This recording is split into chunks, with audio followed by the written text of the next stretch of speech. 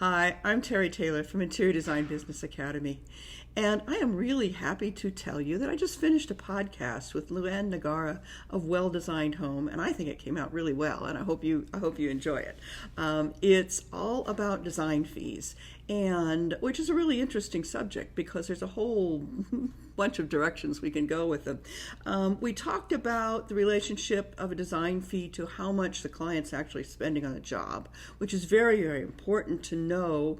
Even if you are working hourly, you would need to know that and know that about that relationship and how important that is. We talked about how much easier it is to sell design fees to a client than it is hourly fees because they know how much it's going to cost. And well, the designer knows what she's going to do specifically.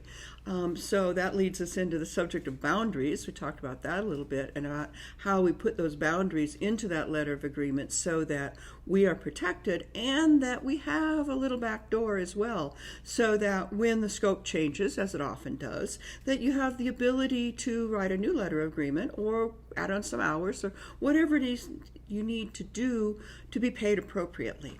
Now, we talked about paid first appointments, which is a similar kind of subject. We talked about how that actually works and how you do it, and we talked about when it's appropriate and actually when it's not appropriate, because you need to know that piece as well.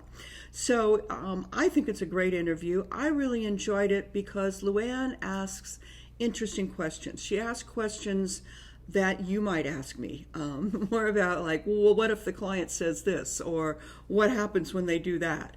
And so we did a lot of that kind of question and answer piece and exploring all those little nuances that you get stuck in when you're talking to a client. And I think it's a great piece of interview and a lot of education, a lot of takeaway from it. So check it out. It's on my website now. It's been posted, and I hope you enjoy it. So until then, design something beautiful and get paid what you're worth. Bye now.